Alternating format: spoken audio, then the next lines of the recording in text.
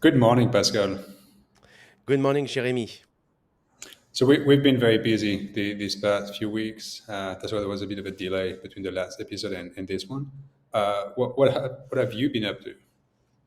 So I'm getting ready for a conference. I'm a guest speaker for a conference on linguistic organized by a university in France, the University of Pau, where I'm joining some professor of linguistic, where they're going to talk about how the language is connecting with the culture, how the language is connecting with the experience of people.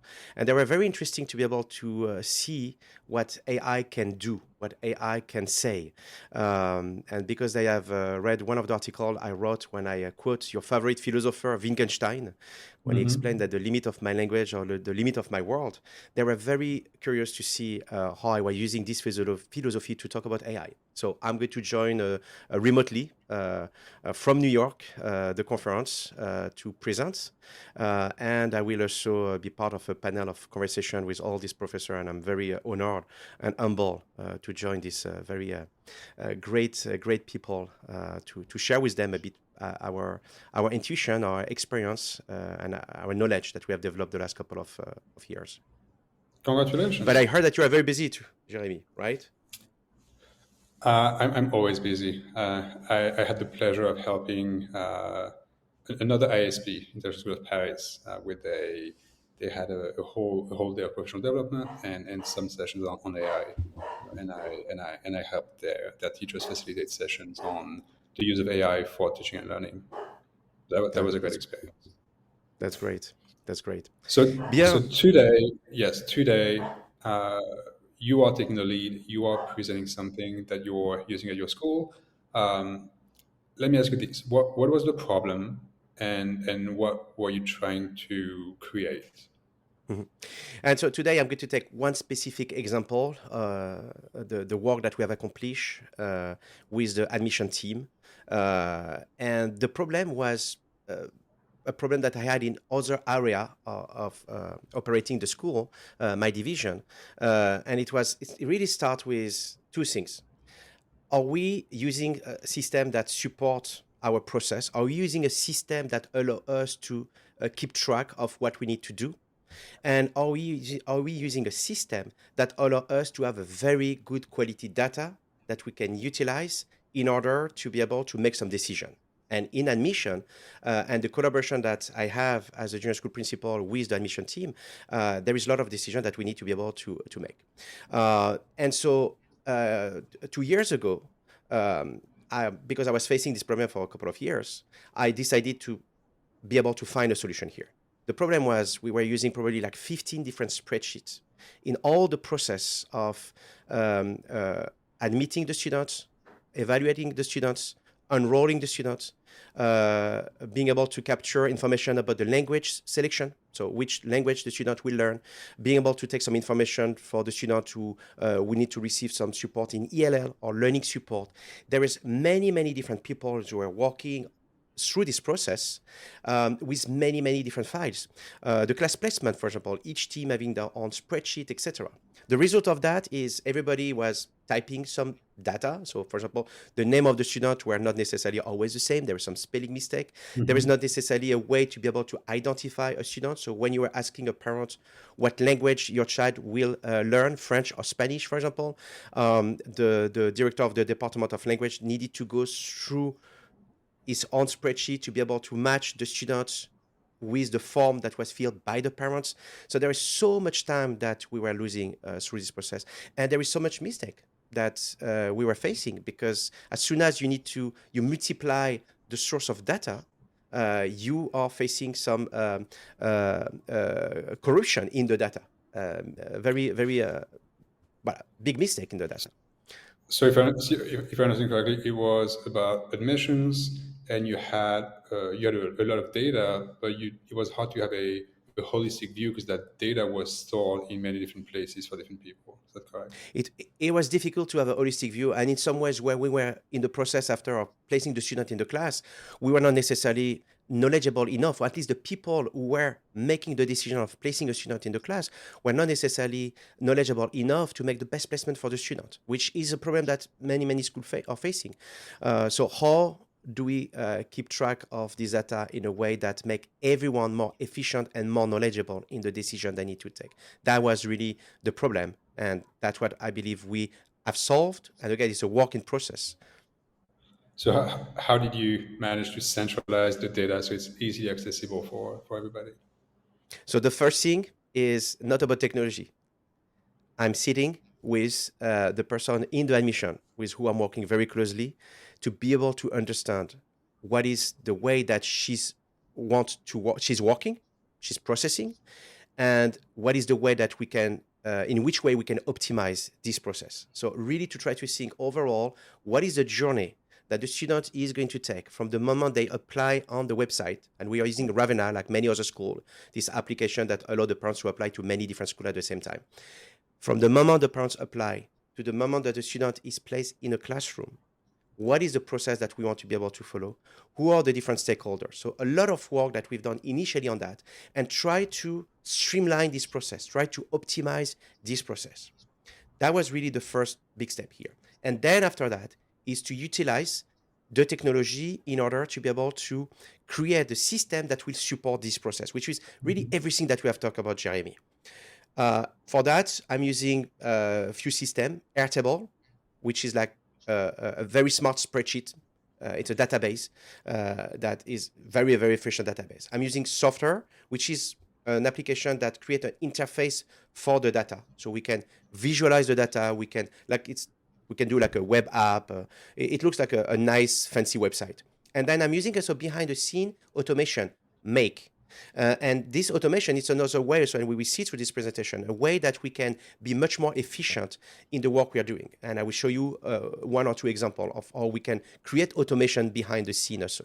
So let's jump in. Yeah, can we see? Absolutely. Voilà. So now you can see my screen here. This is the starting point of all the application that we have developed, the customization that we have developed for my division here. So that's our portal here. And so here I am logging as my colleague with who I'm working very closely in the admission department. And so let's go here. Voila. And I'm going to go in the admission hub. So the first thing that you're going to see in the admission hub, and things that I'm going to present, Jérémie, some application for admission might be able to do it. Okay. The big difference is what I'm going to show you is exactly what we want to do. For example, many schools are using Ravenna, but Ravenna does not support a workflow, does not support team to be able to to really follow the journey of a student, as I say, from the moment I apply, the moment I'm enrolled in the classroom. So Ravenna can do some very fancy thing, but it's limited to what people who have designed Ravenna can do. So what I'm going to show you here, it's exactly what my colleague in the admission team wanted to be able to see. For example, the first thing that you see here, there is different colors. Why? Because my colleague told me, you know what? I would like to have the comprehensive applicant review overview, the student assessment management, and the upload of the documentation about the student to be on the first line. Okay, I can do that. And the way that each module here that you can see is designed, it's exactly designed as what she wants. In this process for the last 2 years, many times, again, yesterday I was doing some update. She's telling me, oh, you know what? It would be great if we can do that. Or it would be nice if I can have this value here. Can we add this feature here? I really need to be able to collect this data here. How can? That's all the questions she asked me. And what I do is I develop it based on what she needs, always keeping in mind also that there will be other users, and always keeping in mind how those changes that we can do does not affect other changes that we might have done before. So there is some reflection that we need to have here when we update, but it's really a live application. If we want to do that with Ravenna or with any other application that supports admission process, it takes months, years, or you just don't see it happening, because the people who develop this application develop it for many other schools. So they need to make sure that if they develop one thing for one person, it will work for everybody else too. So let's see what it looks like. And there is usually a cost to when you ask for customized feature, you might have to pay like additional fees. No, absolutely. Our school management system, for example, if you want to update the template for the report cards, it can cost like maybe $10,000. Here, it can take me 5 minutes, and it costs nothing more than the application that we already subscribed to. And it costs a bit of time to do it, but it saves so much time after. So let's see an example here. I have created a student applying in 26, 27.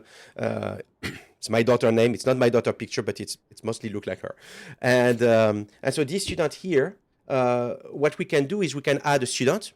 So this we can do it when we have suddenly a student who apply, enroll outside of the timeline for applying. But I have, of course, a way to export the data from Ravenna where the parents apply in Airtable, and it takes me basically like 10 seconds to import like 150 applicants, for example.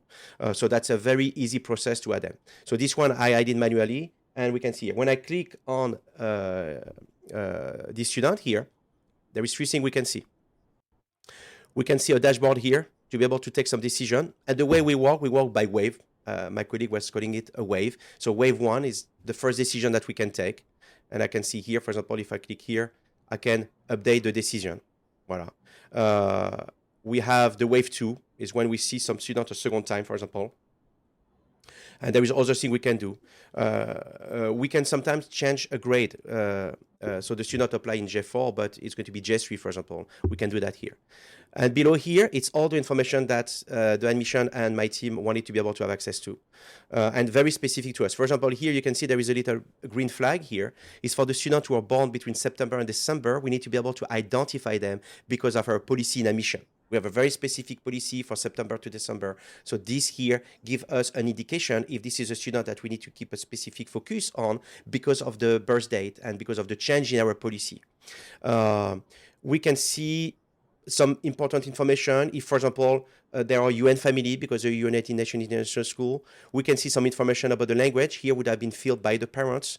We can see some information here where I randomly click. It's the information we want to be able to keep track on our student. But again, we could decide that we have 5, 6, 7 more data that we want to be able to collect on the student. We can see, and we can, of course, edit the student. We can upload file.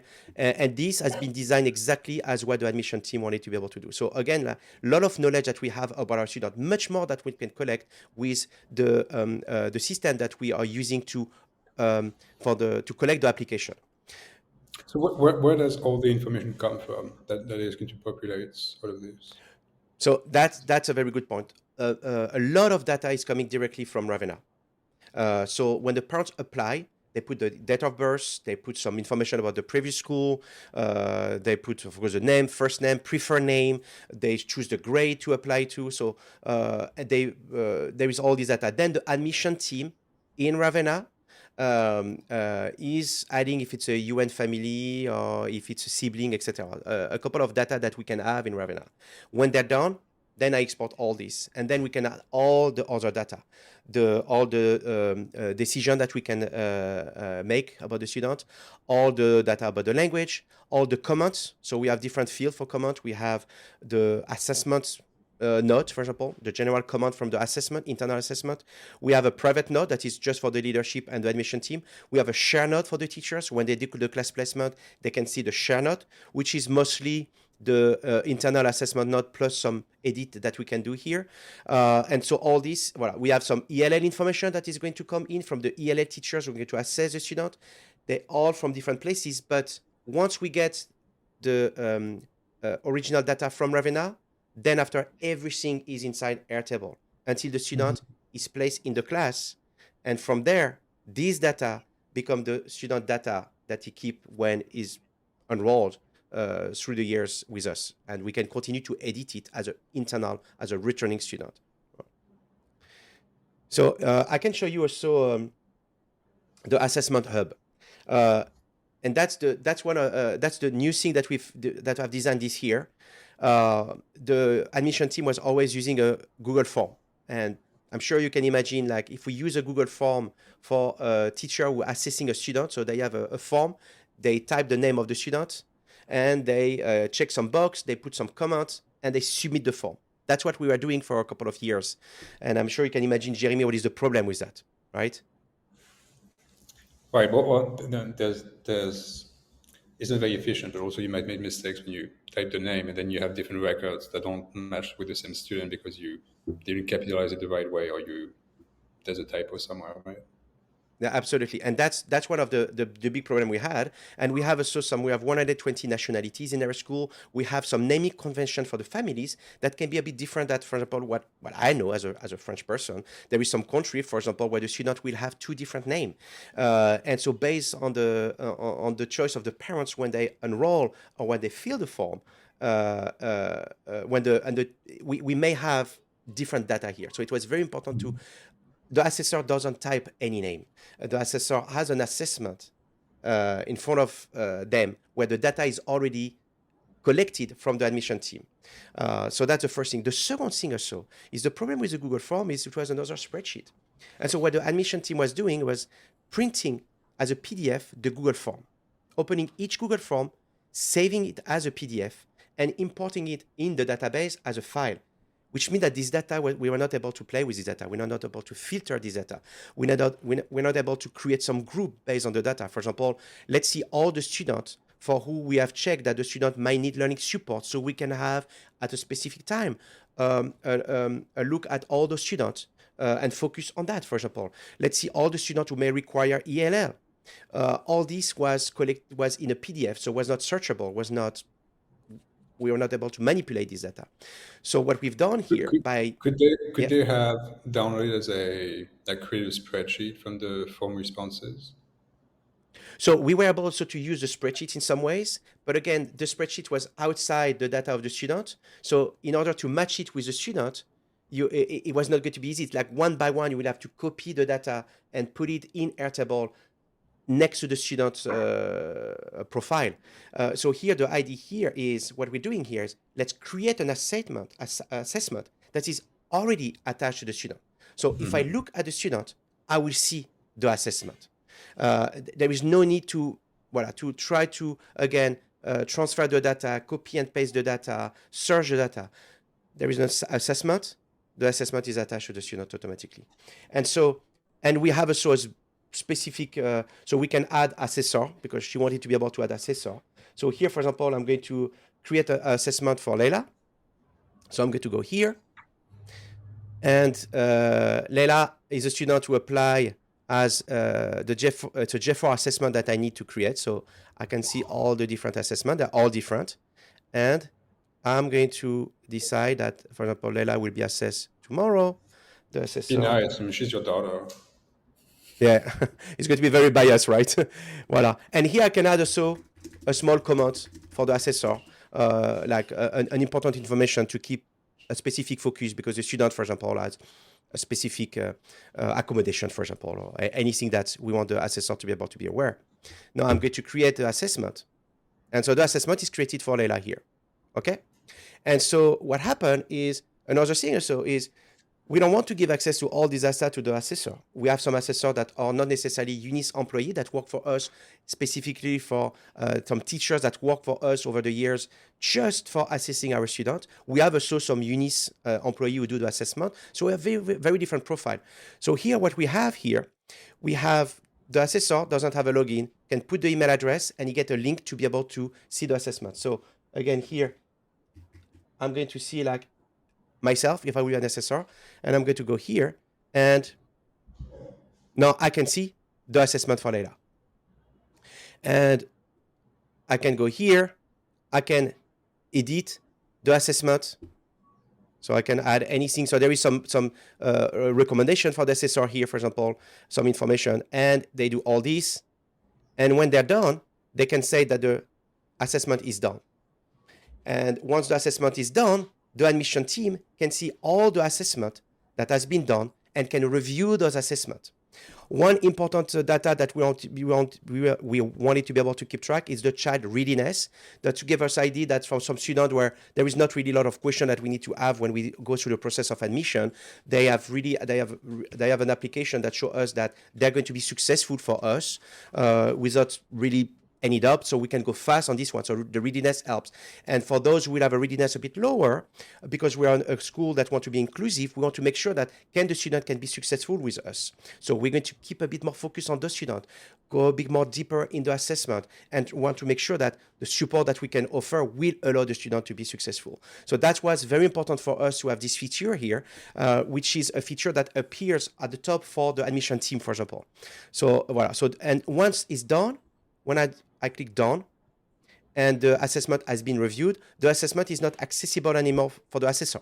So they can still edit the assessment as long as they're not been marked as done and reviewed. So behind the scene, there is a bit of automation. So are you interested to see a bit of automation behind the scenes, Jérémie? I was going to say, actually, knowing you, there has to be making some automation somewhere behind that. Yeah. So already here, in some ways, we can say there is a bit of automation, because when a teacher is going to assess a student and save it, automatically the admission team or myself, we can see something. So there is something that the teacher doesn't need to inform us, send us an email, oh, by the way, I'm done with Leila.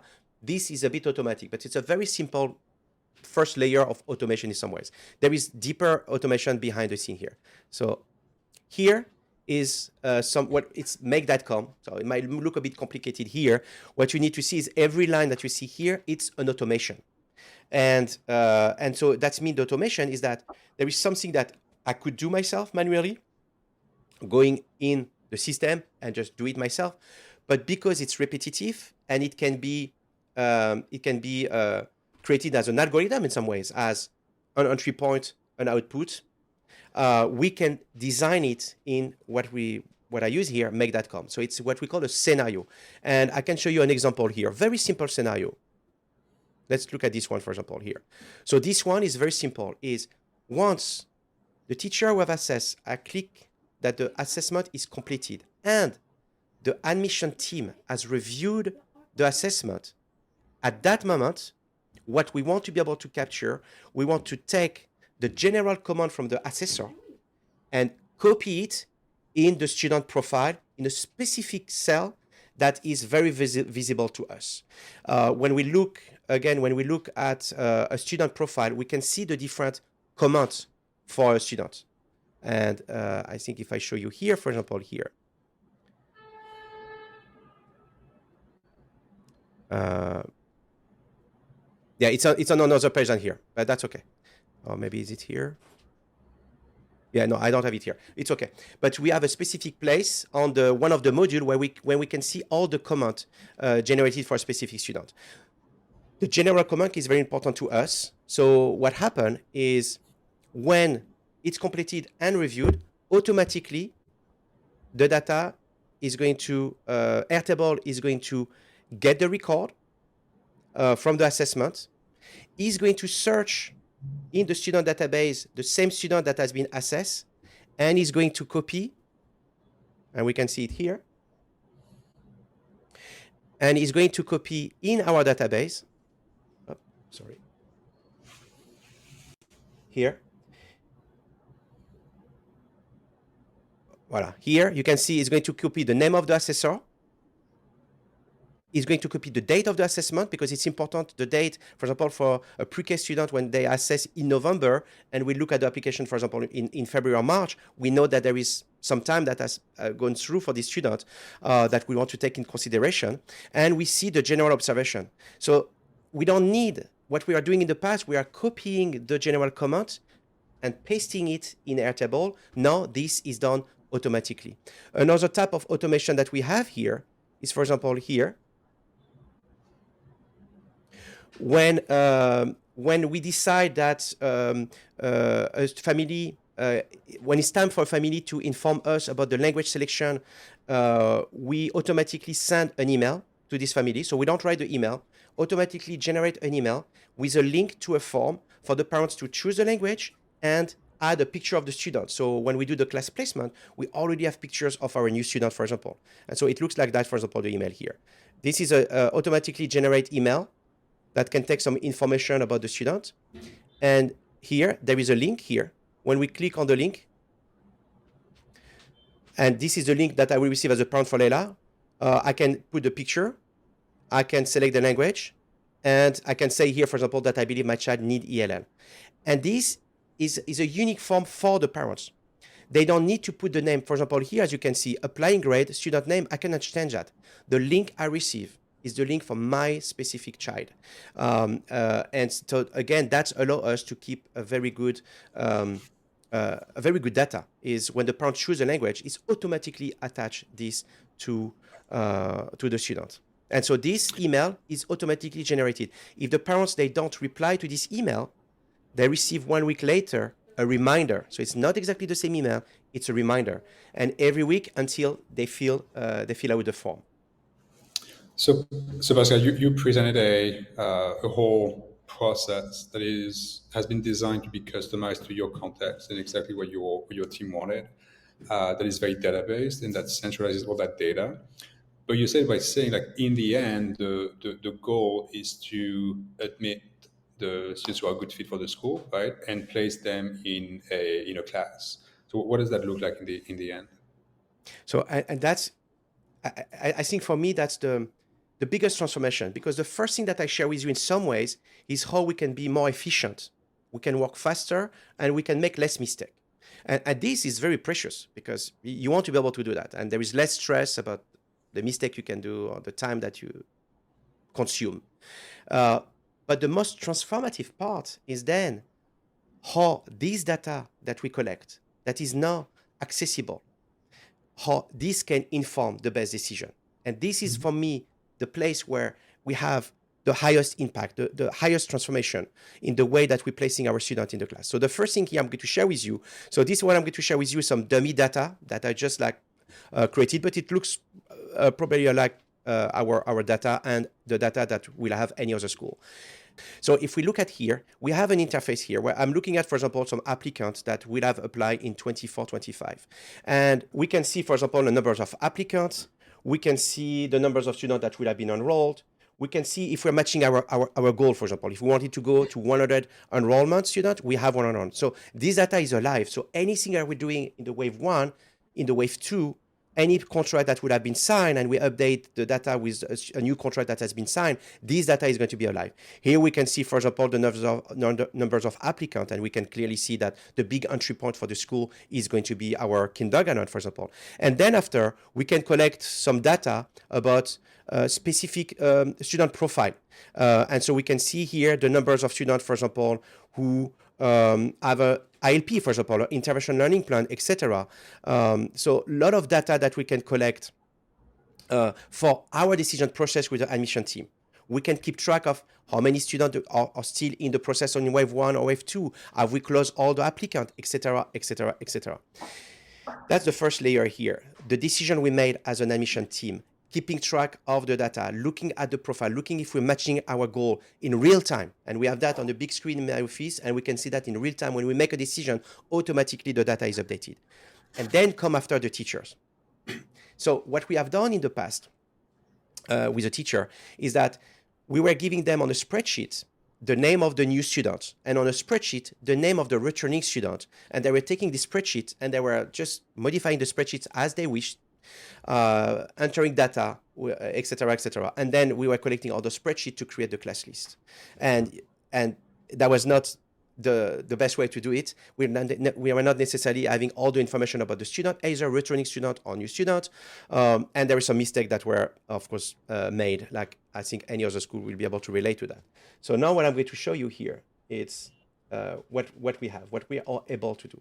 So here, for example, for the teachers first, we have a dashboard that share with them also all the information. So here again, it's some dummy data that I put here for us to be able to see. So we see some information about the numbers of returning students, the numbers of new students.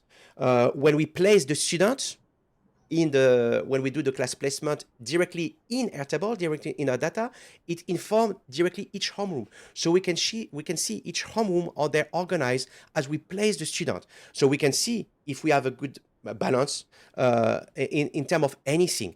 And if we don't have a balance, we are able to explain why. For example, we made some choice to bring the students who are in ELL. When we have less than 5 students, we want to put the 5 students together because that still allow them to have a lot of interaction with some non-ELL students, but that allow them also to share an experience together. So we made some choice, and the data here allow us to see the choice that we made. So we can collect some data, for example, about the profile, learner profile of the student. So if they're high achiever, if they need some learning support, if they need some social element support. And again, all these, as we place the student, we can see live how those classes are organized and are balanced. And so can rebalance those classes based on that. Here is, for example, some information about the ELS student. Here's some information about the choice of language. And so same thing here, we can make the choice. We're going to have the student to take Spanish mother tongue as a Spanish mother tongue language in 2 different homerooms, but not in 4 or 5 different homerooms, for example. So this, again, allow us to see the data and make decision and see based on the class placement how it looks like. And the last one is a nice little feature we've done. We started, I think, 2 years ago. Where the teachers, they were receiving all this data, they have access to all this data, where there is no mistake in the data because it was only one source of information, so that was great. But one team really enjoyed to use some small card with the name of the student to be able to create those class lists. And so what I thought, how do I bring this like physical process with the quality of the data that we capture and is accessible for the teachers. And so I've designed a system that all the team are using now, and the result has been quite striking. So here's, for example, here, for a new student, a card. So it looks like a card of this size. And we print all these cards, we cut all those cards, so we end up having like 420, 450 cards. And those cards look quite alike for a returning student and new student. There is more information for returning students because we have the command from each teacher, for example, that they have on the student. And so we have all those cards, and the teachers are able to do this physical process, but having at all time all the information they need. And if they need a bit more, they have on the database and on the dashboard all this. So they do the card, they give it back to the counselor, and the counselor enter it in the class placement in our table, and the teachers can see exactly what it looks like going back to the dashboard before.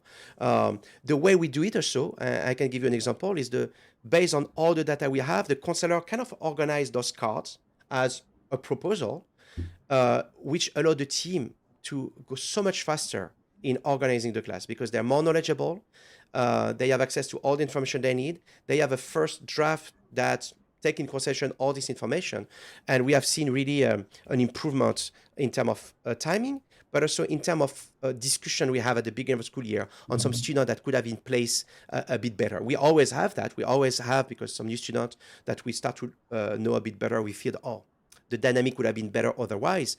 But those type of conversations are so much less than what we had a couple of years ago, for sure, because we are just more knowledgeable. In August, the teacher, when they have their class, so the teacher in the following grade, they have access also to all this data to be able to know their student a bit better too. Voilà. So Pascal, we're actually beyond time, but Yeah, I know. knowing you, this can be a static solution. You actually explained how it has evolved a bit over time.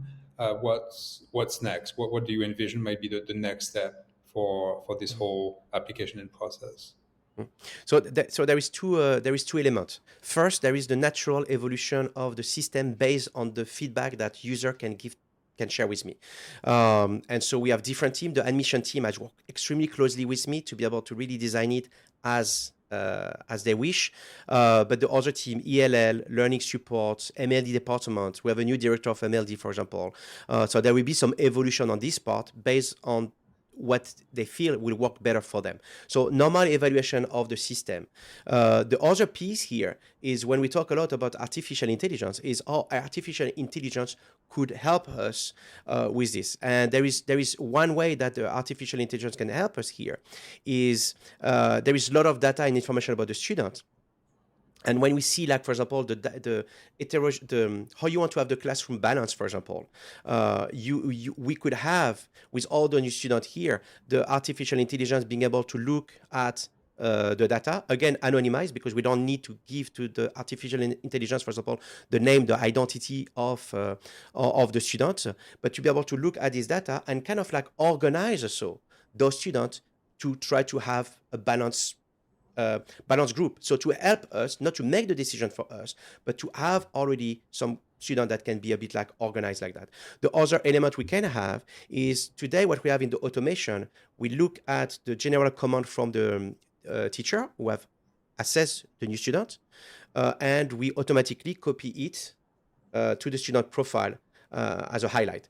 Now, what we could have, which is something that I've done in other systems, though it works pretty well, is not only to copy and paste these general comments, but to be able to look at all the rest of the data from the assessment and summarize this assessment, highlighting some element of the assessment that we want to add also to the student general profile for a quick access. And so this will be very easy to design in the backend. And so when we open the general profile, we can click on the assessment and see everything, but we can have also a summarize of it, like what we have in Themis, for example, the Themis summarize. We could have that also with this assessment platform. Nice. Can't wait to see that. That would be next year. That's your goal, to have that ready by next year. Yeah. I think, and it's probably, for everything I show you, is probably the easiest thing to design. There is other things that I've shown you here that take more time, like the card, for example, takes some time to design the card, etc. This one is pretty fast. Voilà, Jérémie. So next week, I'm thinking we might want to focus on something else that is keeping me, and I'm sure you and all school administrators, very busy right now, which is recruitment, and how we can try and leverage technology and AI to make it more efficient, more reliable, and more equitable as well. Perfect, Jérémie. So thanks for leading this conversation today, Jérémie. I was very happy to share a bit more in depth with you Thank you. this work we've done. Thank you for sharing this process that you've designed to make admissions, as you showed, not just more efficient, but in the end, more effective in helping place students where they should be to have the best possible learning experience at your school. Thank you, Jérémie. À bientôt. Salut Pascal.